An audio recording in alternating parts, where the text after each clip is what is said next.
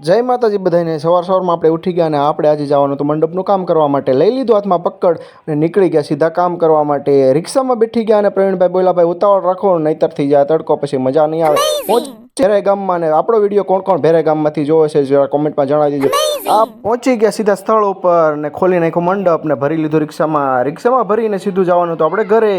નીકળી ગયા ઘર તરફ અને આવી ગયો આપણું ગામમાં પહોંચીને આપણે જવાનું